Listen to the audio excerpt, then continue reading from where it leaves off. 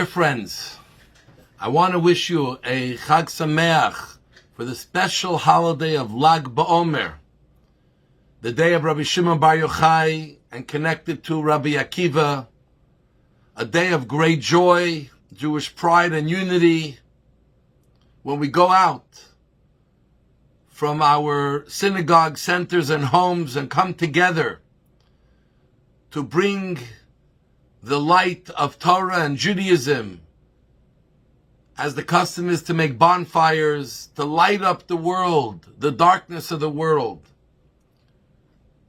And may we very soon celebrate together in a world full of light with the coming of Mashiach.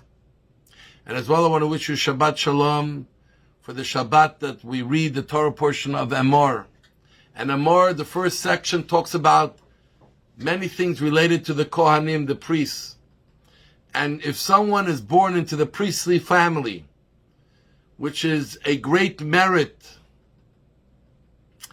and something that is very precious, there are many laws that govern their life. And one of the laws is that the priests who are able to work in the temple, the males, must be very careful not to become defiled by coming in contact with the corpse.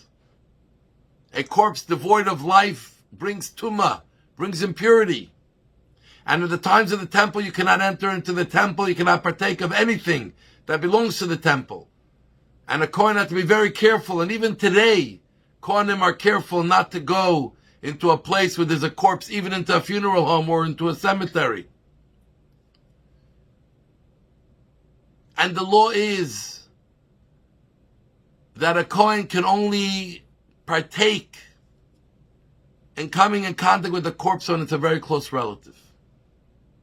But for the Kohen Gadol, the high priest, even close relatives, they cannot do that because they're always standing in front of Hashem representing the Jewish people. But a regular Kohen and a Kohen Gadol, a high priest, have one exception, where they always must get involved with the corpse and bring it to burial. And that is what we call a meis mitzvah. If someone passed away in a place where there's no one to look after them, and just a Kohen or a Kohen Gadol bumped into that person who passed away, and they're the only one there who can take care of the burial, they defile themselves and take care of the burial. Even though a Kohen Gadol cannot do so for his parents, siblings, God forbid even children, but for a stranger, a foreigner, a Jew who is known to take care of them, the Kohen Gadol gets defiled to take care of them. And here we see how the Torah teaches us about the dignity of life. And a big part of the dignity of life is how we treat someone when their life ends, when they're just a corpse, their soul has left their body. Do we just look at it as something to get rid of? No, tells us the Torah. We treat a corpse with tremendous respect. All the preparations for burial, the proper way.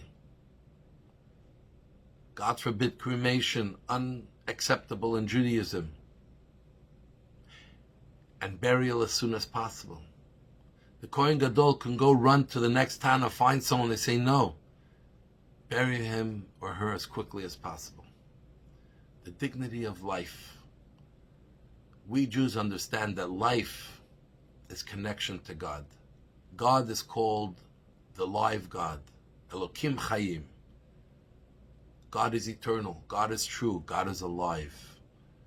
And we human beings, especially when during our lifetime we did things as God had asked us, even if we did one mitzvah, even if we didn't do a mitzvah that we are aware of, but we have a godly soul in us, our life has a special dignity. And we have to do everything to have the end of life and the final rituals done fully and completely. It's interesting that this portion, the first part, Emor, talks about the priest, the second part talks about the holidays. The holidays is a celebration of Jewish life. Why do the priests have to do with the holidays? Now, in the Ashkenaz custom, in the diaspora, that's the only time when the priests bless the Jewish people. Duchening under the talit, the blessing of the Kohen, happens on the holidays. But I think there's a much deeper message here. That is, when it comes to a Shabbat or holiday, we all feel like priests. We all realize that we're princes and princesses. We are God's special children. And we have to treat ourselves while we're alive as well, and more importantly, as God's children. Carry ourselves with that sense of dignity, pride, merit, and realize that our life is sacred. Our life is a celebration. And make it a celebration. Make it worthwhile. Invest in your life like God invested in you. And when you do that, you bring light and life to all those around you as well. So just like Rav Shimon Bar Yochai lit up the world, we have the chance to do the same. And let's make it happen. So Shabbat Shalom. God bless you all. We love you. Candlelight time on Montreal, 8:02 p.m.